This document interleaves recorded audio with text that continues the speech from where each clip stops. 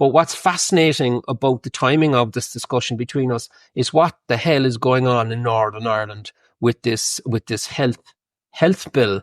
And because it seems to me to be a real witch's brew of what it says on the outside is not what's actually in the detail, all around things like mandatory vaccination, mandatory prophylaxis, mandatory quarantining, but not presented like that. Is that an exaggeration? It's not an exaggeration. If people go to page 47, they can read it for themselves on the bill. What I would describe it as is tyranny masquerading as protection. So there's this forced protection in the bill that if you don't accept this forced protection of healthcare, you will be criminalised. So can we just roll back a small bit, just for people down here who don't know that, right? Because they'll say, what are they talking about? So when did this come out? Who is sponsoring it? And how long is this consultation period going to be? But did it just come out of the blue? Did you see it coming? No, it was already introduced in Scotland and got royal assent in 2022, August 2022. And it got in with very little resistance, very little awareness. The same thing almost happened in Northern Ireland. How recently? The proposal was set out on, I think, around the 5th of July. So it so started the holidays. This is very recent, yeah. Yeah, it started the holidays. Nobody picked up on it. Every MLA was sent it. I think the Bar Association was sent it. Some civil servants were sent it, but it wasn't really put to the public. Social media picked up, and I didn't find out about it until about 2 weeks before the deadline. And I took it and ran with it. Once I started to look at it, I met with a barrister to find out more of the implications of it.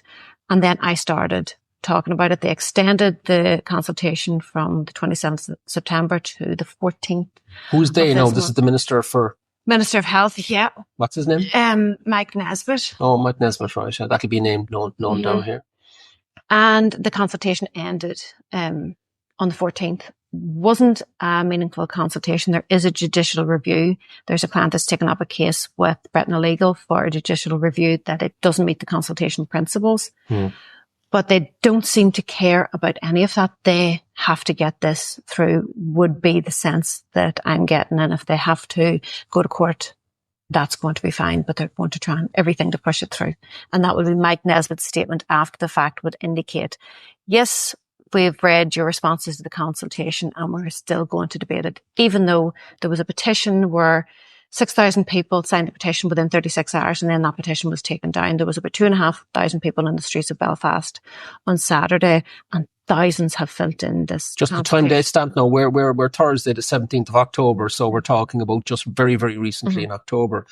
And what brought such a large, I mean, that's a big crowd by any standards for generally, we're a small country, Northern Ireland is even a smaller country. What got them out? Well, because the Scots didn't come out. They weren't aware. Okay. So social media created an awareness of it. And when people were aware that this was lockdown on steroids, so they wanted to legislate everything that didn't work during lockdown. Well, didn't work for anybody's health. It did work at controlling the population. They now want to move into legislation, but actually much, much worse, where you can be removed. Yeah, just walk us through. Just for viewers who don't know nothing about this, we're talking about a post-pandemic piece of legislation getting ready for the next issue, trying to control the population in a much more forceful manner than the last time, which was bad enough.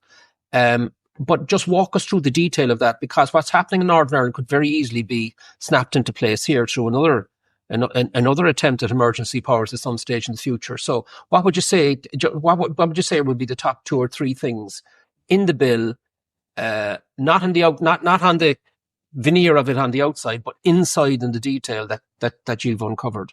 Well, if you go outside of page 47 where it says... How many pages are in the bill, Melissa? 79, I think. So halfway through then. Yeah, but that's the page that everybody focuses on. So that's where it says that you can be removed to a hospital or a suitable establishment. They don't say what that is, and detained there for up to 28 days. So I can be removed. I could be removed and taken off to hospital against my consent. But on what grounds? If you are a risk.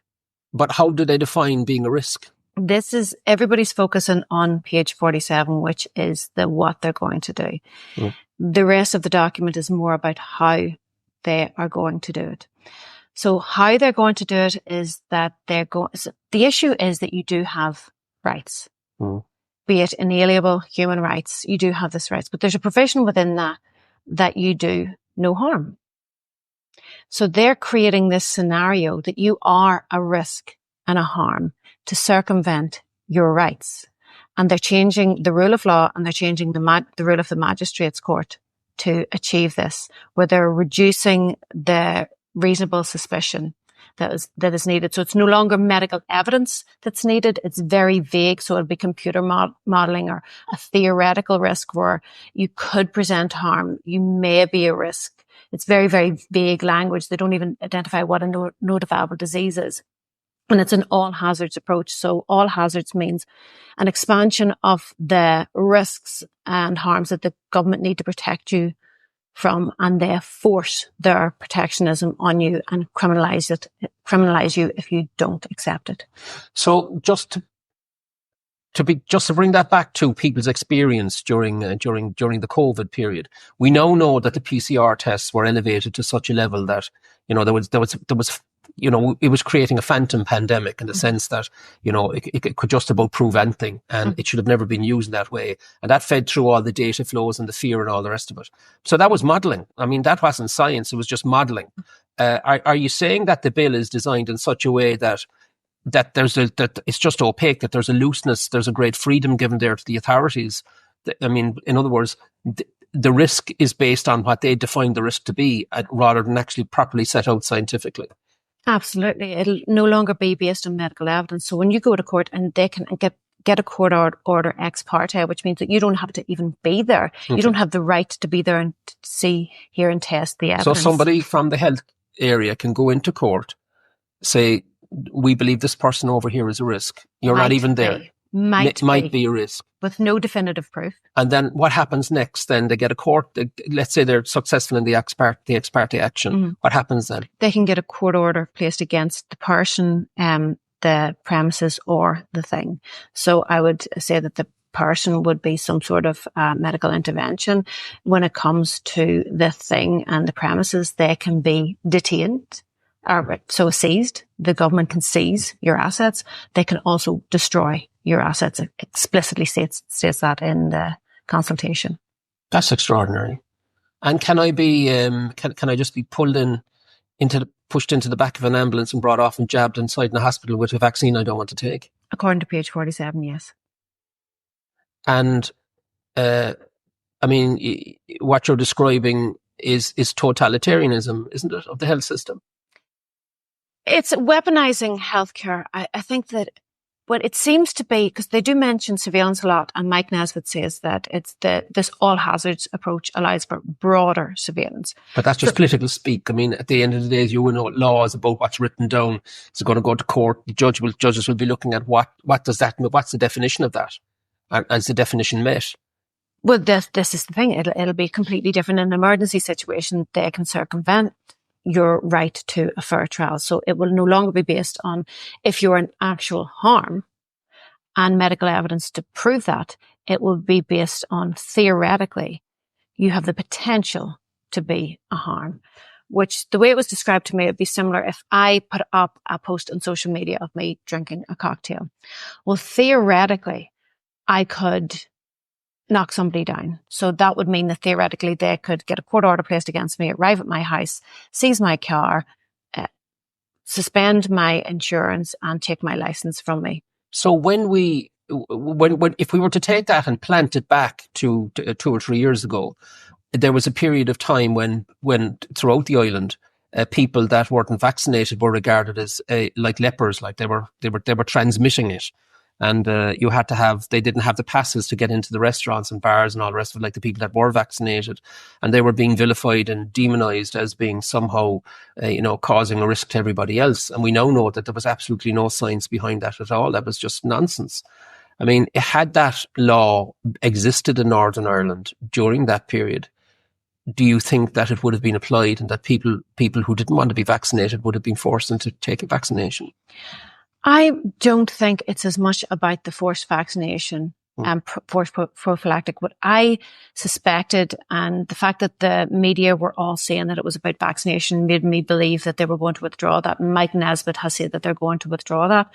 So they pushed through a bill that's zero got to do with health, and 100% got to do with government overreach. So if they withdraw that, well then what percentage are they getting through that is moving towards this government overreach? So the MLS... So you think forced vaccination is a Trojan horse then in the bill to create a distraction over there while the rest of it gets through? Yes, because they have now they can the rule of law can, they have an exemption, a permanent exemption, because these are permanent powers to the rule of law.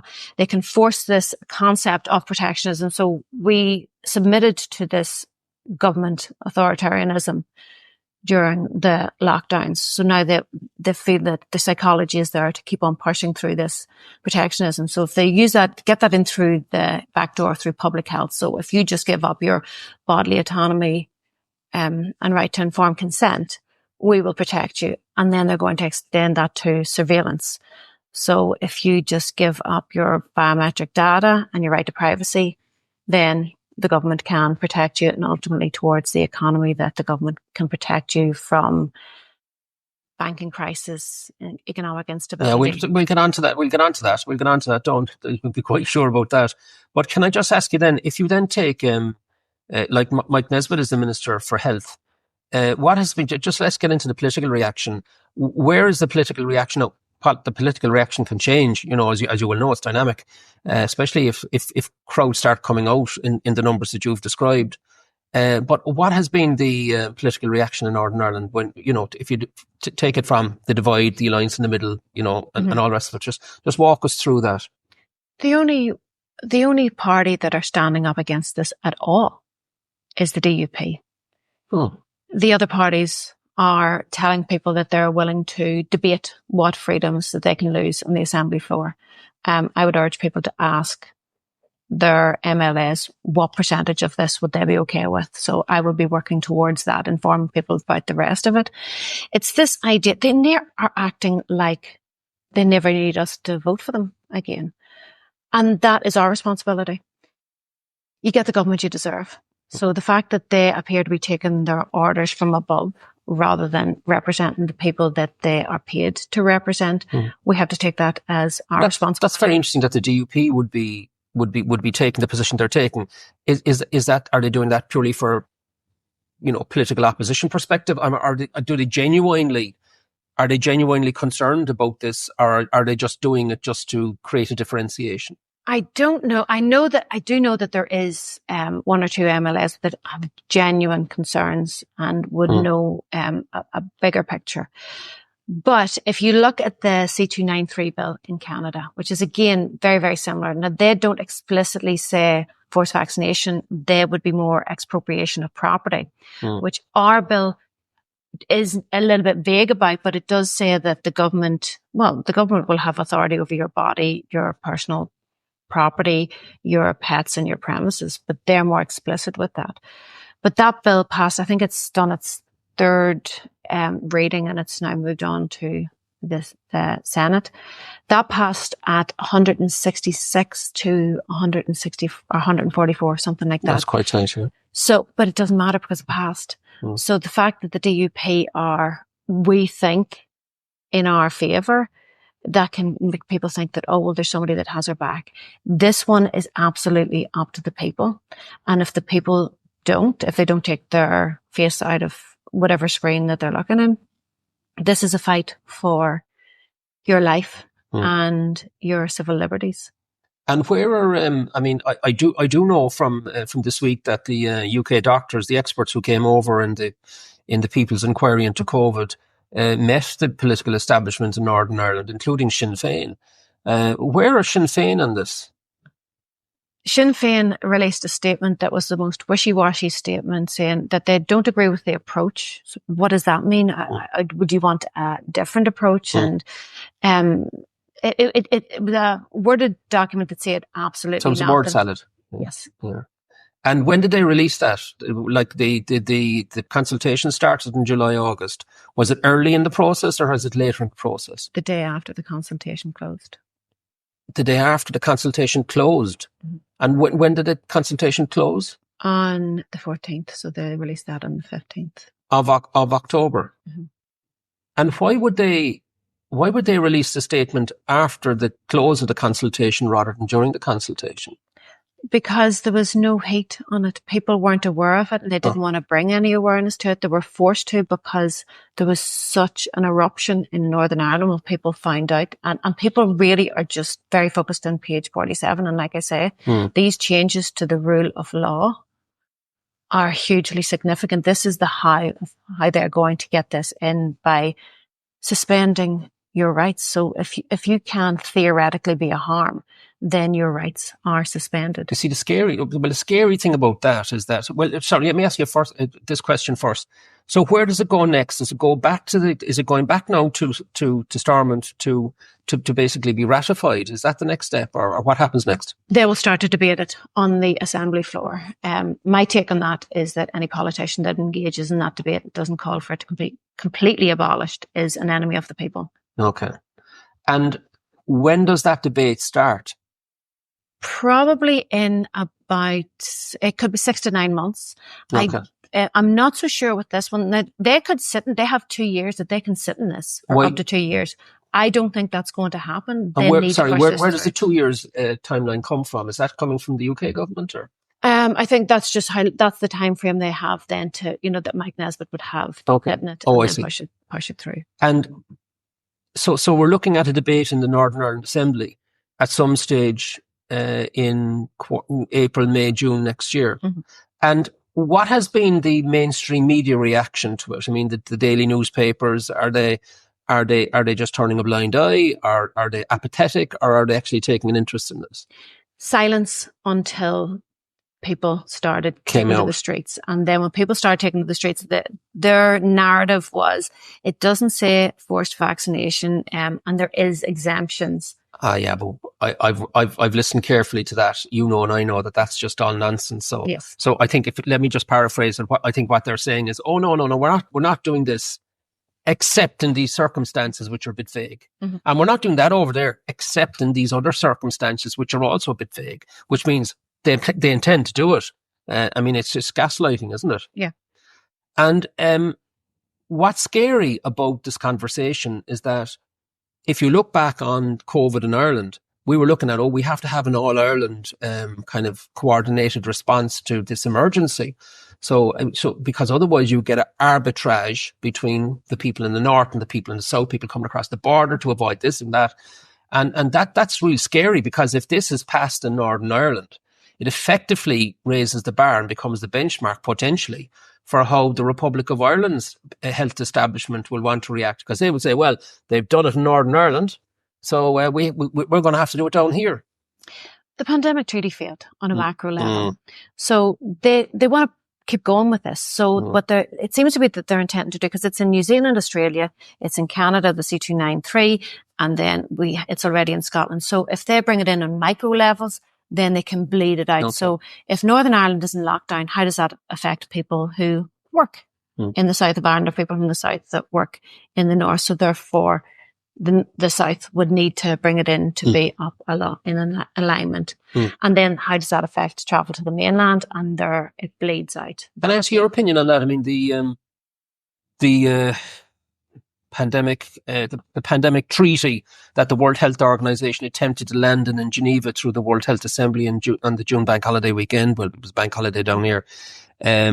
Obviously, I got pretty animated about all of that, because to me, COVID-19 was basically a runway to land this technocracy, this beginning of totalitarianism. Giving these unelected, unprosecutable bureaucrats control over our animal, plant, human health and ecosystems from Geneva seemed to me to be straight out of an Orwellian novel. But nevertheless, they attempted to do it. It failed. And it was a setback, and it was great. But they haven't stopped. And that's your point, that it's now going on a country by country basis. Meanwhile, And just asking your opinion on this, because I know you're very well read on it. It looks as if they're trying to come through the back door globally, then through the UN, get the UN to try and have another go at it. Yeah, they need to get this in. They need this totalitarian control because Why do you think so? What I have seen happen is, so you have a real asset, and the economy has been increasingly financialized. So that has been bet against, barred against, insured against, and so on. So money was made from money. That is starting to break down. So now you'll notice that they're going after the real assets. And that's why you see these natural asset companies and the like. So they're going after real assets, and the people are a real asset. So they need to get control of people before they realize that there's no backing to any of this. And for me, what I'm seeing is they're just going to keep on running. Inflation is going to continue until everything breaks. And they're trying to get in control over the people. Because right now the people are controlled through the monetary system. So they're trying to get ahead of the masses coming for them, basically, I think is what you're saying. And which is your hypothesis, and I know how well supported it is. It's not not exactly an original. Sorry, just to explain. Throughout the world, a lot of people have the same concerns. I'm sure people that we both read. And in terms then of the ordinary person in Northern Ireland, of whatever persuasion in Northern Ireland, at what reaction are you getting on the doorsteps, on the streets, from people who are just plugging into this for the first time? What are they saying? Disbelief. I know that there's people that have gone to business in their local town, and when they say it to the business, they're horrified. They have no clue about it. Like I said, the media have been silent. UTV had Mike Nesbitt on for 3 minutes. They almost got this in like they did in Scotland. So it's very important for the people in Britain, in Ireland, and all the countries to be vigilant, because they are trying to push this in everywhere. And just for those of us down here who are not as well tuned as we ought to be into the politics in Northern Ireland, Mike Nesbitt is which party? He's UUP. UUP, okay. And the DUP then, no, I know they did it very badly recently in the elections, but in terms of the poll in the actual parliament itself, where are the DUP now? I mean, in terms of the number of seats versus the total. I'm not too sure, but it's quite low. Okay. So you're relying then on basically on the people themselves, which is where I wanted to get to. And how much is this concern among the people spreading among the people now? Or is it just a once-off burst of active, kind of reaction on the streets, but it's going to die off until the debates start in Stormont and the media may or may not cover it. I mean, how do you keep the fire burning? Well, I think that the reason they extended it is because there was so much hate in it really, really quickly. So I just want to pause you there. They extended it. So they had intended to get it in much quicker then. The deadline was the 27th of September. Yeah. Well, about 2 weeks, I picked up. So they brought it out in July, and they wanted to get it over the line by the 27th of September. The consultation. So it has to go to public consultation. So it has to go to us first to get to them to debate. But it doesn't meet the consultation principles. But they were bringing out the consultation in the middle of the summer holidays. Mm-hmm. Okay. Right. Okay. Deliberately. Okay. Deliberately. So they thought that they were going to get it in. I think that they extended it. They extended it from the 27th to the 14th. There would be a knowledge that we are on a 2-week news cycle. So it's like Trump gets an assassination attempt. That was last week. What's happening this week? Who cares? So we're so fast tracked. So I think that they thought that it might die down. It didn't. It gained momentum. And now they're hoping that everything's just going to go away. But this is an opportunity for the media in Northern Ireland, the authentic media, to start pushing this out and pushing the gravity of it that goes so much before. If there is this idea that if you remove vaccination and prophylactic, and they didn't even define what a prophylactic, I mean, is that statins? Where's the boundaries there? That's a win. It's absolutely not a win. This is worse than internment. Internment is where you were incarcerated without trial. This is where you can be incarcerated if you may be sick, suspected, for up to 28 days and maybe beyond, maybe on repeat. And then you can also have a court order placed against you without you having the right to be there to see, hear and test the evidence. So then you can only appeal. In an appeal, the burden of proof then is on you to prove that you are not a risk, and you're not challenging any medical evidence. You're challenging the experts' theoretical models, which is almost impossible to win against.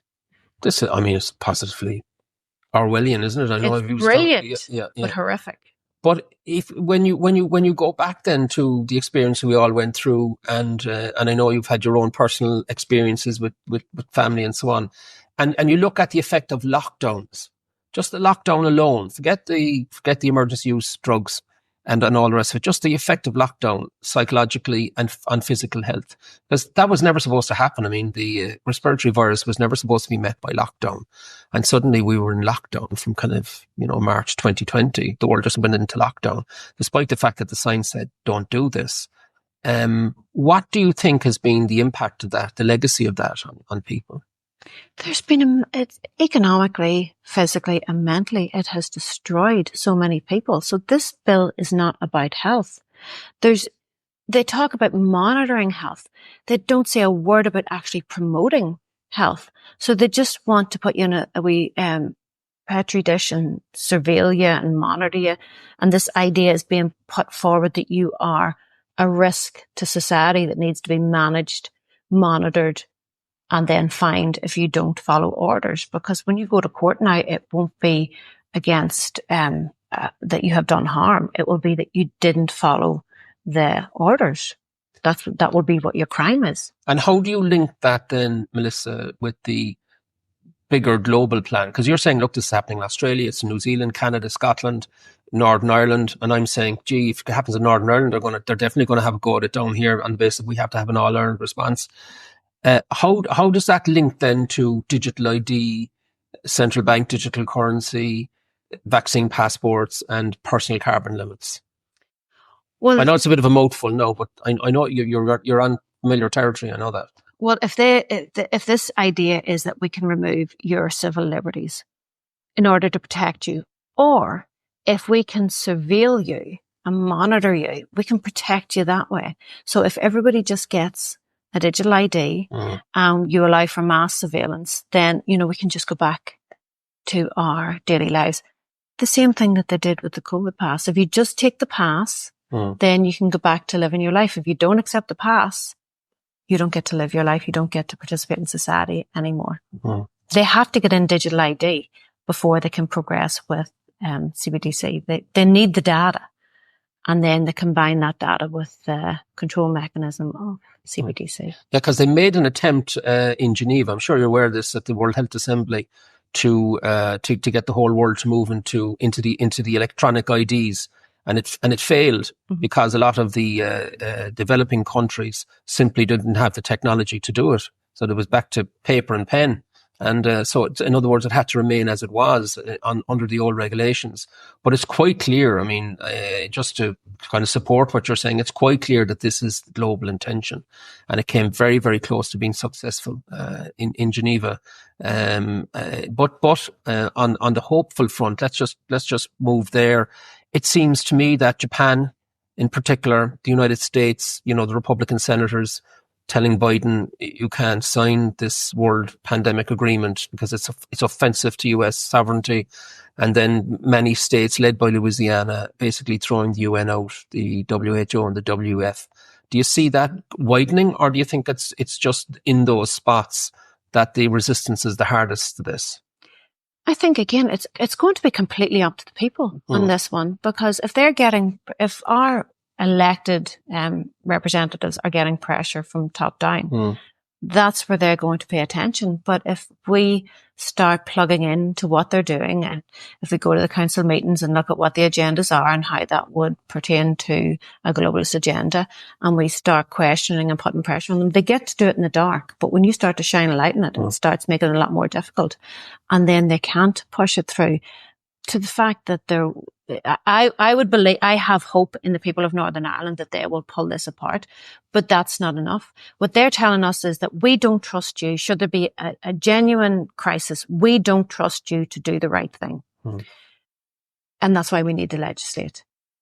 How dare they? And at that point, we have to look, well, why would we trust you? why would we trust you to advocate on our behalf on the assembly floor when you're telling us that you don't trust us, and also now you don't listen to us?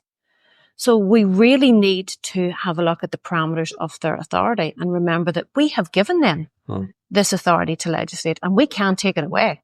And then need to be reminded of that, of who they represent, who they work for, and who pays their wages. Well, that's very well put. Do you know, I just want to ask you one last question, Melissa. When you say you've hope for the people of Northern Ireland, I do too. I'm sure we all do. And it gives them a point to rally around as well. But where is, when you say you've hope, is there evidence now of an actual momentum starting? I mean, are people saying, I want to help here. I want to get involved in putting pressure on the political system. I want to become an activist. Is that starting? What I have noticed, I knew absolutely nothing about it until about 2 weeks before the initial deadline. And that's 2 weeks before the end of September. Mm-hmm. Okay. What I have noticed is that so I've attended council meetings, I've gone to different talks all over the place, and there's just these wee groups popping up everywhere. There's this groups all over Northern Ireland, just wee sleeper groups doing something. And that's the solution, because if everybody does something, we can win this. And it's a matter of getting all those groups together and getting a strategy. So I have great faith. There's a lot of people doing a lot of stuff in Northern Ireland, just quietly. Well, Melissa, I wish you well in it, because I think it's going to have a big impact down here if the people of Northern Ireland fail to control what's going on. So I'm going to leave it at that with Melissa Ciummei. And fascinating to watch. It's not just watching this from a sort of intellectual academic perspective. This is going to have significant meaning for the Republic of Ireland, because this is a global effort to try to put in place deeply offensive legislation that is completely contradictory to the sovereignty of the person, the trampling of informed consent, and all the other things that we're blue in the face from talking about. They're back now on an individual country level, trying to get these things over the line. And they're back next door in Northern Ireland, trying to do it in the manner that Melissa has outlined. So, Melissa, thank you so much for that. I think that's going to be very helpful for people down here that are taking an increasingly keen interest in what's really happening behind the curtain. Thank you so much.